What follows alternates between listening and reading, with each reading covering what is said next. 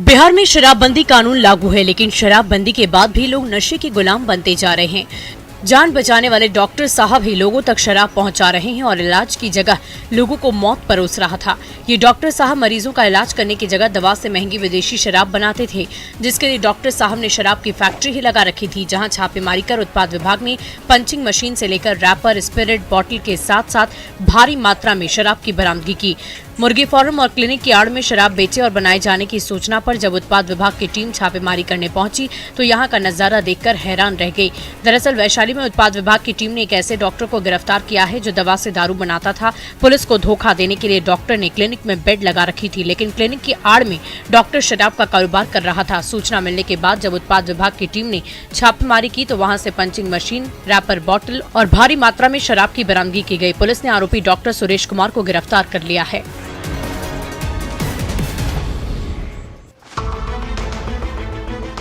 कतार में बैठे इन लोगों को देखकर आप सोच रहे होंगे कि ये शायद किसी आयोजन में शामिल होने आए हैं, पर आपको जानकर हैरानी होगी कि लाइन में बैठे ये सभी नशेड़ी और शराब तस्कर हैं, जिसे पुलिस अपना मेहमान बनाकर थाने की सैर कराने ले आई है।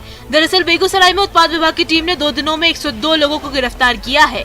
81 लोगों को शराब पीने के आरोप में और 21 लोगों को शराब की तस्करी के आरोप में गिरफ्तार किया गया है। शराब तस्करों पर नकेल कसने के लिए बेगूसराय में उत्पाद विभाग की टीम जिला पुलिस की मदद से लगातार अभियान चला रही है। इस अभियान में समस्तीपुर की एक्साइज विभाग की टीम भी शामिल थी। उत्पाद विभाग की इस कार्रवाई के बाद शराबी और शराब तस्करों में हड़कंप मचा है। बिहार में लागू शराबबंदी के बीच कारोबारियों के द्वारा कानून को नजरअंदाज करते हुए शराब पीने और बेचने का काम किया जा रहा था, लेकिन उत्पाद विभाग ने इन पर अंकुश लगाने के लिए पूरी तरह कमर कस ली है और लगातार कार्रवाई कर रही है। हर सप्ताह 2 जिलों को लक्ष्य बनाकर कार्रवाई की जा रही है।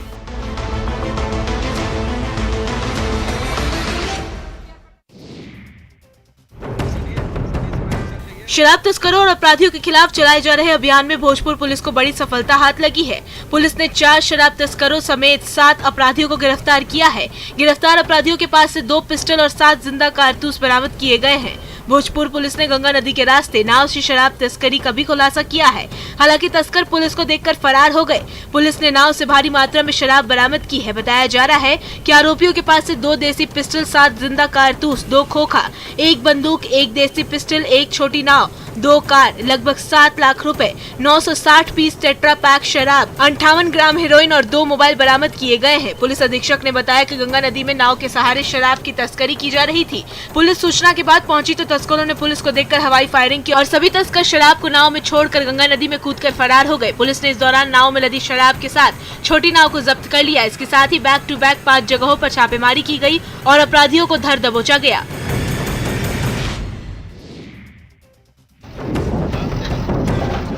गिरिडीह में हत्या के एक आरोपी की दुकान को पुलिस प्रशासन ने बुलडोजर से ध्वस्त कर दिया।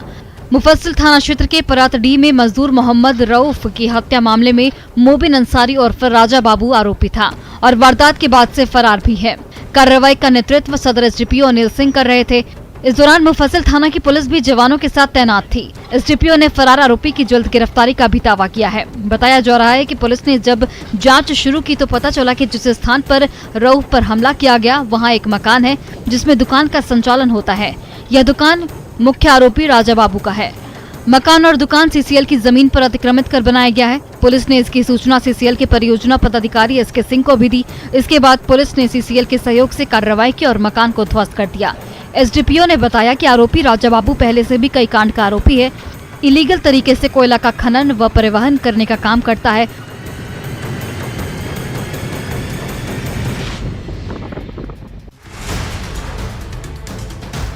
दुर्गा पूजा के दौरान जहां पुलिस की ओर से लॉ एंड ऑर्डर पुख्ता होने के दावे किए जाते हैं, वहीं धनबाद में अपराधी खुलेआम पुलिस को चुनौती देते दिख रहे हैं। राजगंज थाना क्षेत्र के खरनी सनशाइन सिटी में कारोबारी ज्योति रंजन पर अपराधियों ने सरेआम फायरिंग की। इसमें कारोबारी की मौके पर ही मौत हो गई। वहीं उसकी पत्नी जब बचाने के लिए दौड़ी तो उस पर भी फायरिंग करते हुए अपराधी फरार हो गए। मौके पर ही कारोबारी की मौत हो चुकी थी, लेकिन फिर भी परिजन उसे आनन फानन में SNMMCH ले गए, जहाँ डॉक्टरों ने उसे मृत घोषित कर दिया। घटना की जानकारी मिलते ही राजगंज और बरवा अड्डा पुलिस मौके पर पहुंची। इस दौरान घटनास्थल से कांच के टुकड़े और ब्लड के सैंपल लिए गए। वहीं मृतक की कार से देसी पिस्टल की एक मैगजीन और 4 राउंड गोली बरामद की गई है। वारदात के पीछे पुलिस आपसी रंजिश को वजह मान रही है। वहीं घटना से पहले रेकी करने की भी आशंका जताई जा रही है। साथ ही पुलिस कैंपस के साथ ही आसपास के घरों में लगे सीसीटीवी कैमरे के जरिए भी सुराग तलाशने में जुटी है।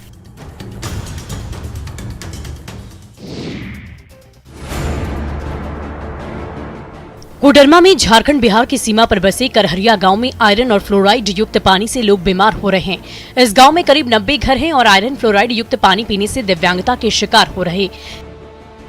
यहाँ लोगों को शुद्ध पेयजल मुहैया कराने के लिए पानी टंकी भी बनी है, लेकिन जंगल के रास्ते से गुजरने वाले तार में फॉल्ट आ जाने से 3 फेज बिजली नहीं पहुँच पाती है। ऐसे में पानी टंकी का मोटर नहीं चल पाता है। लोगों ने इसकी शिकायत बिजली विभाग और ग्रामीण जलापूर्ति योजना के अधिकारियों से की, लेकिन कोई कार्रवाई नहीं हो सकी। ऐसे में शुद्ध पेयजल के अभाव में लोगों की परेशानी बढ़ती दिख रही है। मेगात्री पंचायत की तलहटी में बसा गांव करहरिया में शुद्ध पेयजल का संकट पहले से रहा है। यहां के पानी में फ्लोराइड व आयरन की मात्रा अधिक होने के कारण बुजुर्गों पर भी इसका असर देखा जा सकता है। बुजुर्ग अपने पैरों में दर्द सहित अन्य तरह की परेशानियों से गुजर रहे हैं। धीरे धीरे दोनों पैर जो है टहना से नीचे सूखल जा रहा है। काहे ऐसा हो रहा है? हमको लगता है कि आयरन पानी चलते हमको कुछ परेशानी बढ़ रहा है।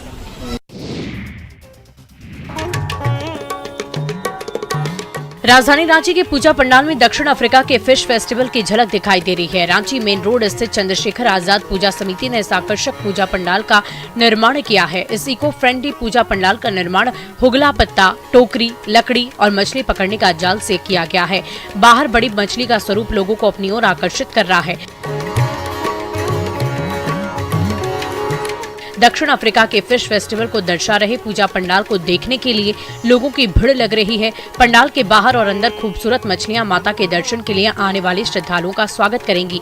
वहीं दूसरी तरफ दुर्गा पूजा समिति के लोगों में भी इस बार काफी उत्साह देखा जा रहा है। कोरोना काल के 2 वर्ष बाद इस बार पूजा समिति के लोग पूजा पंडाल को आकर्षक रूप देने में लगे हुए हैं। साथ ही पूजा पंडाल की सुरक्षा के लिए वाहनों की नो एंट्री लगाने की मांग जिला प्रशासन से कर रहे हैं।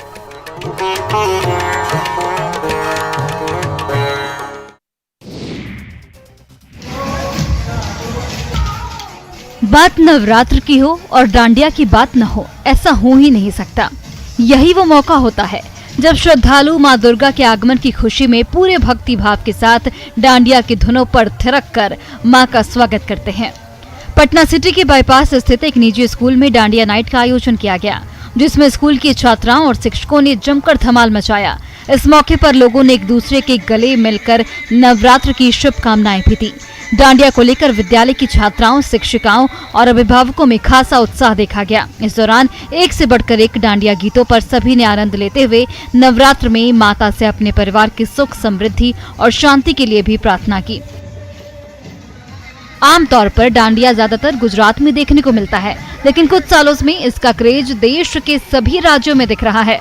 इसमें महिला और पुरुष अपने अपने ग्रुप बनाकर डांडिया करते नजर आए।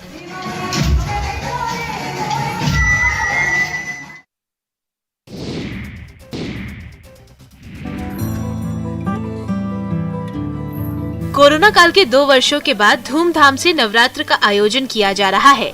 ऐसे में फलों की डिमांड काफी बढ़ जाती है। देवघर के फल बाजार समिति में थोक फल लेने के लिए दुकानदारों की भीड़ लगी हुई है। व्यापारियों में काफी खुशी का माहौल है।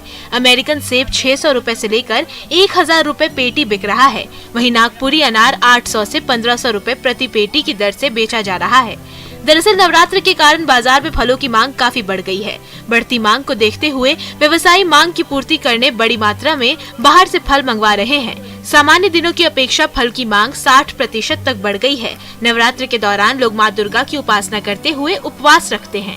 रात के दौरान पूजन कर फल खाते हैं, जिसके कारण बाजार में फल की मांग में तेजी से बढ़ोतरी हुई है। दुकान में फल लेने के लिए बड़ी संख्या में लोग पहुँच रहे हैं, जिसके कारण इनके दामों में भी इजाफा हुआ है।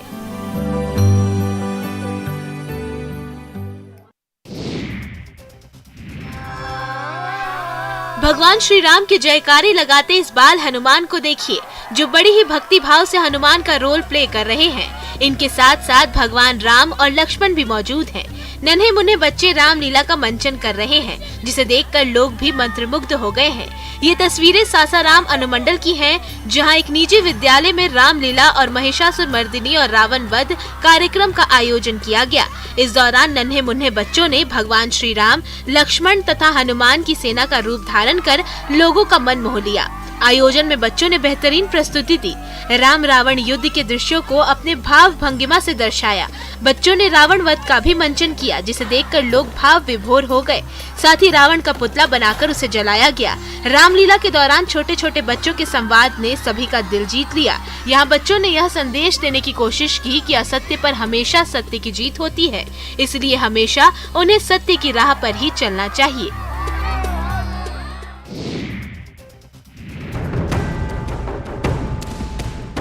गुमला से शिक्षक द्वारा छात्र की बेरहमी से पीटने की तस्वीर सामने आई है, जहां स्कूल में डांस करने से इनकार करने से शिक्षक इतने नाराज हुए कि 13 छात्रों की डंडे से जमकर पिटाई कर दी। चैनपुर प्रखंड मुख्यालय के संत माइकल इंग्लिश मीडियम स्कूल की घटना है। सभी घायल छात्रों का प्राथमिक उपचार चैनपुर CHC में कराया गया। छात्रों का आरोप है कि स्कूल के टीचर विकास उर्फ शील कुजूर ने उन्हें डांस करने का आदेश दिया था, लेकिन जब उन्होंने इससे इनकार किया तो दरवाजा बंद कर उनकी बेरहमी से पिटाई कर दी गयी। इसमें 4 लाठियाँ टूट गयी। जब प्रिंसिपल से इसकी शिकायत की गई तो उन्होंने भी कोई कार्रवाई नहीं की। बच्चों की पिटाई से अभिभावक नाराज दिख रहे हैं। वहीं बीडीओ ने मामले में जांच टीम गठित किए जाने की जानकारी दी। उन्होंने बताया कि विद्यालय के 13 छात्रों के साथ शिक्षक के द्वारा मारपीट की गई है।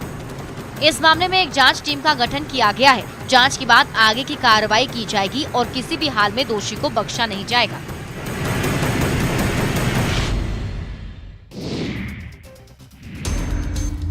पुणे के हडपसर में एक बड़ी दुर्घटना सामने आई है, जहां एक कंक्रीट टैंकर 4 ऑटो रिक्शा को टक्कर मारते हुए एक बड़े पेड़ से जा टकराया। टक्कर इतनी जोरदार थी, पेड़ जड़ से उखड़ गया। वहीं ये पूरी घटना पास ही लगे CCTV में कैद हो गई। वीडियो में साफ देखा जा सकता है कि सड़क के किनारे 4 ऑटो रिक्शा कुछ ही दूरी पर खड़े हैं। इस दौरान एक तेज रफ्तार कंक्रीट टैंकर आता है और चारों ऑटो को टक्कर मारते हुए पेड़ से जा टकराता है। टक्कर इतनी तेज थी कि पेड़ गिर जाता है। इस हादसे में कंक्रीट टैंकर के क्लीनर की मौत हो जाती है, तो वहीं 4 अन्य लोग गंभीर रूप से घायल हो जाते हैं।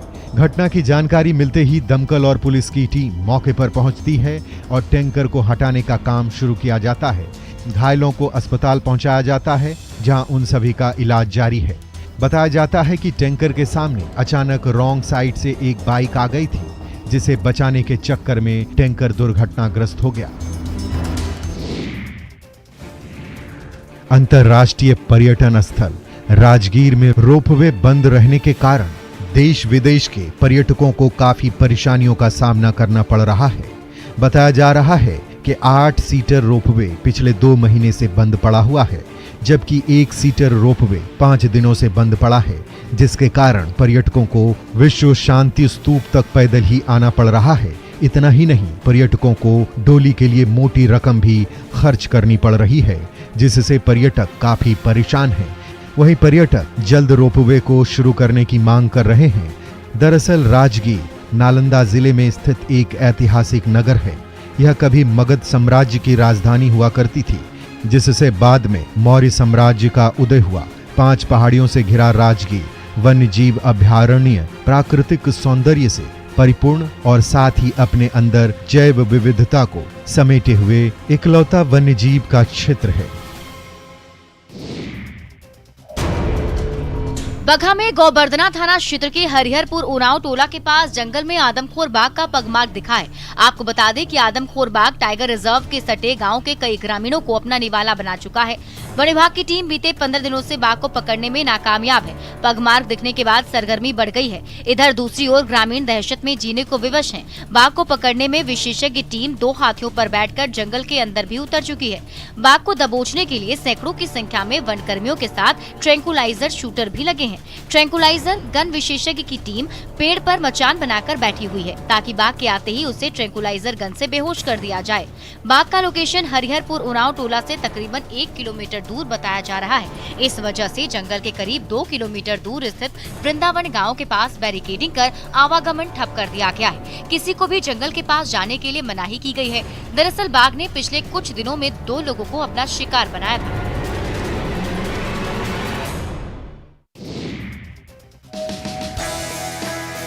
दुमका के जरमुंडी में दिव्यांग लड़कियों के लिए क्रिकेट प्रतियोगिता का आयोजन हुआ। जरमुंडी सडीहा मैदान में समर्थनम ट्रस्ट और Jharkhand cricket association of blind की ओर से इसका आयोजन किया जाएगा। प्रतियोगिता में बेहतर प्रदर्शन करने वालों का चयन झारखंड नेत्रहीन महिला क्रिकेट टीम के लिए किया जाएगा। इस शिविर में जरमुंडी प्रखंड सहित दुमका जिला के अन्य प्रखंडों की नेत्रहीन लड़कियों ने भी भाग लिया। इसमें ईस्ट जोन के कोच की देखरेख में 30 खिलाड़ियों ने अपनी दावेदारी पेश की। बासुकीनाथ की धरती पर पहली बार आयोजित इस प्रतियोगिता को लेकर काफी उत्साह दिखा और बच्चों ने बढ़ चढ़कर इसमें हिस्सा भी लिया। दिव्यांग बच्चों को समाज में हीन भावना से देखा जाता है, लेकिन इनमें भी प्रतिभा की कोई कमी नहीं है।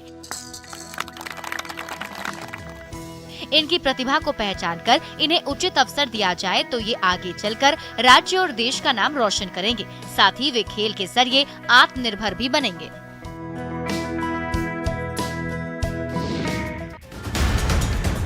एक तो दारू का नशा और उस पर सरेआम हथियार लहराकर कानून को चुनौती। हैरान करने वाली ये तस्वीर गया जिले की है, जहां नशे में राइफल लहराते एक शख्स का वीडियो वायरल हो रहा है। वीडियो गया जिले के अतरी थाना इलाके के चांडी गांव का बताया जा रहा है। वीडियो में दिख रहा है कि खेत में अर्धनंग हालत में एक शख्स झूमते हुए आता है और फिर खड़े होकर पास में पड़े राइफल को उठाता है। फिर चुनौती वाले शब्द बोलते हुए फोटो खींच लो की बात कहता है। वायरल वीडियो भले ही छोटा हो, लेकिन वीडियो में देखा जा रहा है कि बिहार के गया जिले में अपराधी कितने बेखौफ है। सवाल ये है कि आखिर इस शख्स के पास ये राइफल आया कहां से, और उससे भी बड़ी बात ये है कि इसने शराब कहां से पी। वीडियो वायरल होने के बाद पुलिस इस शख्स की तलाश में जुट गई है।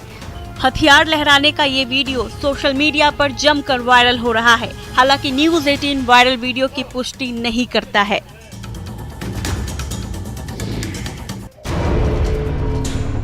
जयपुर में ज्वेलरी खरीदने के बहाने ज्वेलरी चुराने का मामला सामने आया है। यहाँ एक महिला सहित 2 बदमाशों ने दुकानदार को बातों में उलझाए रखा और फिर नजर बचाकर 1 किलो से ज्यादा चांदी के आभूषण और 1 ग्राम सोने के आभूषण चुरा लिया। तीनों बदमाशों के जाने के बाद ज्वेलरी गायब देखकर दुकानदार हीरालाल ने जब सीसीटीवी फुटेज खंगाले तब चोरी का पता चला। तस्वीरों में भी साफ देखा जा सकता है कि एक महिला और 2 पुरुष ज्वेलरी शॉप में बैठे हैं और दुकानदार से कई जेवर दिखाने को कह रहे हैं, जिसके बाद दुकानदार उन्हें गहने दिखा रहा है। तीनों उसे और गहने दिखाने को कहते हैं।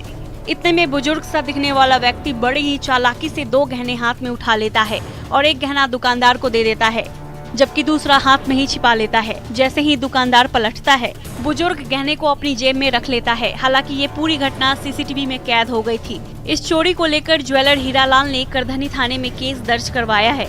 पुलिस अब सीसीटीवी फुटेज के आधार पर बदमाशों की तलाश कर रही है। भागलपुर में ट्रेन से मोबाइल चोरी करना चोर को महंगा पड़ गया। चलती ट्रेन से मोबाइल लेकर भाग रहे चोर को लोगों ने पकड़ लिया और ट्रेन के अंदर खींचकर उसकी जमकर पिटाई कर दी। घटना लैलक घोघा रेलवे स्टेशन के बीच की है, जहां चलती ट्रेन से चोर ने यात्री से मोबाइल की चोरी की, लेकिन ट्रेन में सवार यात्री ने चोर को पकड़ लिया और कुछ देर बाद ट्रेन के अंदर खींच लिया, जिसके बाद ट्रेन में मौजूद यात्रियों ने उसकी जमकर धुनाई कर दी। अब इस घटना का एक वीडियो तेजी से सोशल मीडिया पर वायरल हो रहा है। तस्वीरों में साफ देखा जा सकता है कि एक शख्स ट्रेन की खिड़की से लटका हुआ नजर आ रहा है और माफी मांग रहा है, पर ट्रेन में सवार लोग इस चोर को छोड़ने के मूड में नजर नहीं आ रहे हैं। बाद में चोर को यात्रियों ने खिड़की से अंदर खींच लिया और जमकर उसकी पिटाई की।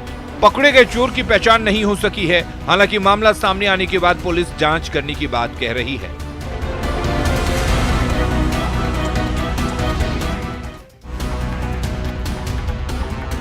पूर्ण शराबबंदी वाली बिहार में शराब तस्करी रुकने का नाम ही नहीं ले रही है। पुलिस और मद्य निषेध विभाग लगातार कार्रवाई कर माफिया पर लगाम लगाने की कोशिश कर रहा है, पर माफिया है कि मानने को तैयार नहीं। वहीं नगर निगम चुनाव के मौके पर पूर्णिया में भी शराब की तस्करी तेज हो गई है। गुप्त सूचना पर सदर एसडीपीओ सुरेंद्र कुमार सरोज ने मधुबनी ओपी पुलिस के सहयोग से सिपाही टोला के बक्सा घाट रोड में एक घर से भारी मात्रा में विदेशी शराब बरामद किया।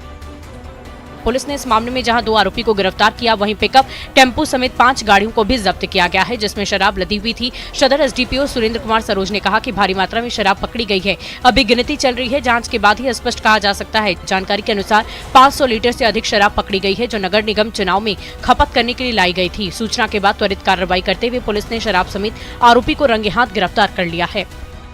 छानबीन कर रहे हैं। सूचना मिली है, गुप्त सूचना हम लोग को मिली है। उस सूचना के आधार पर हम लोग जांच कर रहे हैं। अब इसमें क्या है उसके बाद जांच के बाद ही किसी तरीके की बात बतलाई जाएगी आप लोगों को।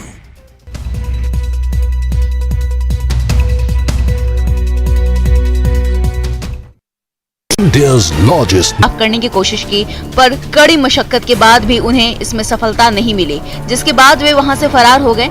चोरों ने ट्रैक्टर और ट्रक से 2 चोरों ने बैटरी की चोरी की। चोर इससे पहले भी 2 बार यहां से बैटरी की चोरी की घटना को अंजाम दे चुके हैं। वहीं पीड़ित ने इस मामले की शिकायत पुलिस से की, जिसके बाद पुलिस सीसीटीवी फुटेज के आधार पर चोर की पहचान करने में जुटी हुई है। और मामले की छानबीन कर रही है।